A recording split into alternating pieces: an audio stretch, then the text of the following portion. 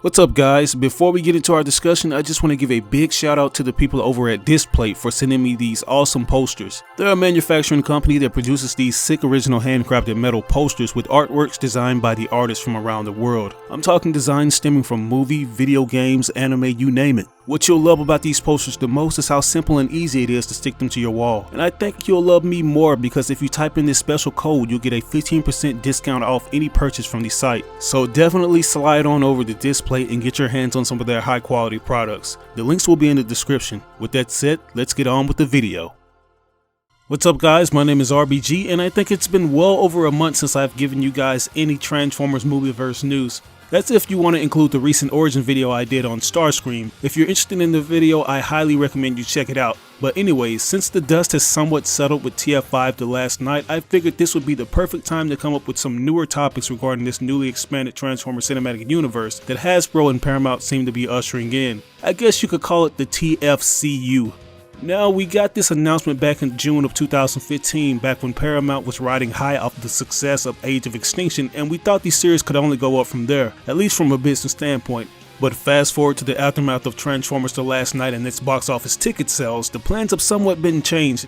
With TF5's budget being roughly over $200 million, I'm pretty sure Paramount had their fingers crossed that the film would at least hit the $900 million threshold. But since it barely scratched $500 million, I myself knew that it was time to get some new blood to revitalize the series and kinda take a step back.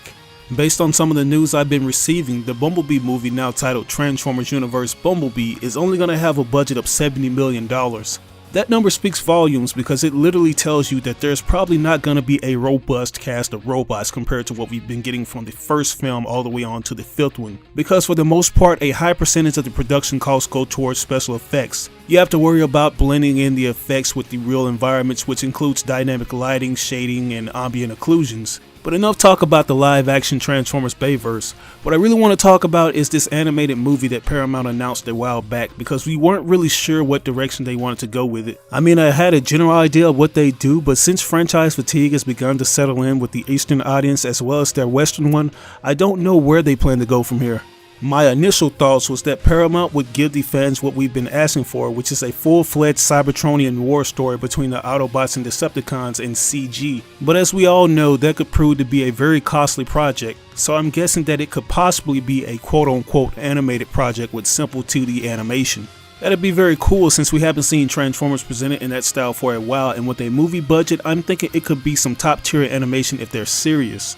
My ideal preference would obviously be the Japanese anime formula, since that seems to be the style that sort of elevated the original G1 series. If I recall, Toei, one of the main companies that produces popular animes like Dragon Ball and One Piece, actually worked on the '86 movie with a few Korean studios. They would then go on to spin off their own continuation of the G1 series after its American run in '87. They did seasons like Transformers Headmasters, Zone, Victory. They even worked on Scramble City Mobilization, which is an OVA special that properly introduced robots like Ultra Magnus before the events of the '86 movie. And we've had plenty of other Japanese animation studios take a jab at the popular franchise, so this wouldn't be anything too major. But there's still no confirmation if this will have that classical style of animation or CG. We recently got some intel on the project via comicbookmovie.com about 7 days ago. They gave specific details on what this film will be about. Now, I usually don't go by just any site, but since it was shared by TFW 2005, whom I consider to be a pretty reputable source for all things Transformers, I figured why not go ahead and look into it. It reads as such. During Hasbro's annual Investor Day, it was confirmed that after 31 years, a new animated Transformers movie is in development and will be released in theaters. However, there's a catch. The good news is that there is a new animated Transformers movie in development that will be receiving a theatrical release. Boulder Media Studio, a Hasbro-owned film company, will be overseeing development on the project while also developing theatrical films for My Little Pony and Stretch Armstrong. There were no details on when the first film will be released, but Hasbro has confirmed that after the first one hits theaters, an animated Transformers movie will be released in theaters every year afterwards. The bad news is that the animated films will be set within the continuity of the live-action Transformers Movieverse.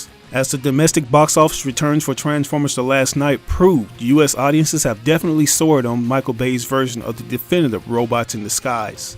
So as you can see, we're going to be getting a fresh project that's not really tied to Michael Bay, but it's still somewhat tied to his vision of the Transformers. I think the deciding factor on the success of these movies will be how they're presented and whom they're linked to. I don't think they'll get that desired reception Paramount wants if they're directly linked to Michael Bay's Bayformers, because fans and casuals alike will automatically steer clear of the project.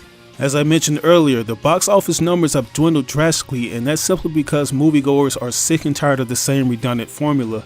You can dress it up any way you want to, but we just don't care about the human aspects of these films. That's been the biggest anchor weight that'll continue to drag the movieverse down, so it's crucial that we have strictly giant robot on robot action. We need the Transformers.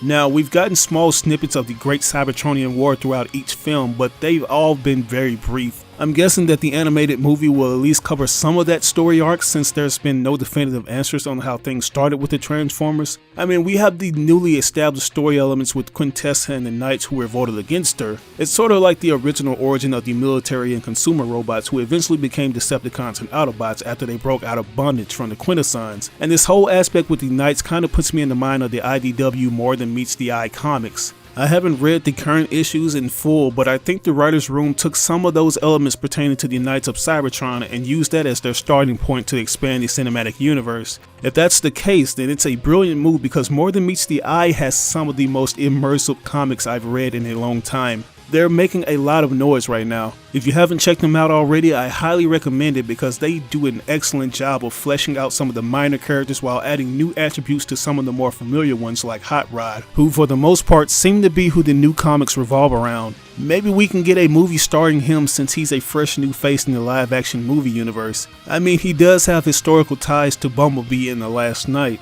If Paramount plays their cards correctly, they could use this opportunity to be up there with the big players like the Marvel Cinematic Universe. Because I think what fans appreciate about Marvel Studios is that they take everything from the comics and cross-pollinates them into these blockbuster films. And that's mainly due to that cinematic universe having an actual overseer via Kevin Feige. He's been working with superhero films since the Raimi Spider-Man days and has slowly clawed his way up through the ranks. The same can be said for the DC movies. They have this former comic book writer named Geoff Johns co-running their DC Extended Universe to create a unified vision and overarching story for the franchise. If Paramount ever wishes to stick their landing with their cinematic universe, this is what they need, because they've been floundering around and contradicting themselves with established story elements in each Transformers film. There's always something the Autobots need to restore their homeworld, whether it be a cube, a sliver, a pillar, and the list goes on and on.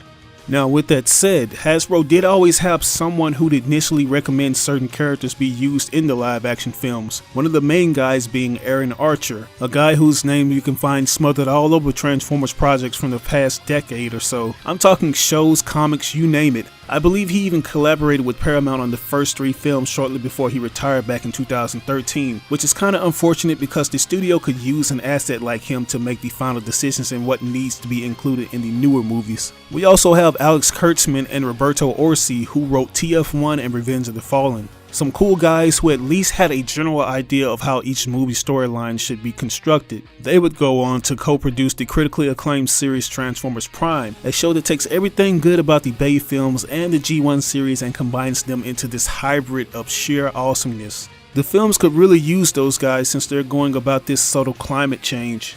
Another thing I wanted to talk about before we wrap this video up is if Paramount decides they want to go through and make the film CG animated, and how it could be a beneficial thing for them financially. Essentially, for the most part, the Bay films have always been CG heavy, but a good half of the budget goes towards the vehicles and pyrotechnics. They fork out a lot of cash for each Autobot car, since they usually have to purchase 2 of each, one for the action sequences and the other just to look good. And some have to be built from the ground up, like Optimus Prime and Ratchet's vehicle modes. But since we don't have to worry about any of the realistic aspects and solely base the film in a fully digitized Cybertronian world, those expenses can easily be remedied. I mean, don't get me wrong, the film is still going to be a pricey one regardless, but the special effects team can sort of tone down some of the CGI since we're looking at mostly metal. We're talking about Cybertron here. Fans will still be blown away by all the action, and there's always this nuance when it comes to seeing your favorite characters duke it out in an all-out war. I remember thinking how freaking epic it would be seeing this action on the big screen after watching the opening cutscenes and trailers for the War for Cybertron games. The developers behind those titles actually understood the tone of what the war would be like from a more realistic viewpoint. There's just so much potential going into this movie. Now, as far as using some of the official movie-based comic book material is concerned, for the most part, the writers team pretty much shat on all of those things that were established in those comics, but I think there are still things that can be used like Megatron and Optimus's origin, with the exception of Bumblebee, since his story seems to be going through some upgrades. I just want Hasbro and Paramount to wipe those dollar signs from their eyes and actually start taking the lore seriously, because as I said, there's so much to the TF mythos that fans new and old don't even know about. Let's get this thing going, man. But anyways, what do you guys think about this news? Do you think we should have a 2D animated Transformers film? Or do you think we need to have that CG animated one, especially since it's going to exist in the Bay universe? Let me know down in the comment section below. As always, I'd appreciate if you like or dislike the video. It doesn't have to be a thumbs up, it can be a thumbs down. Any feedback is good feedback and will only help me improve on future content. If you're interested in more news related to the TF films or Transformers videos in general, subscribe and hit that notification button to stay updated. I just want to go out of the way and emphasize that these are all just my opinions. There's still no confirmed intel on what this film will be or if it will even come to light in the near future. But anyways, this was your boy RBG hitting you guys up with another video. I will catch you guys later. Peace out.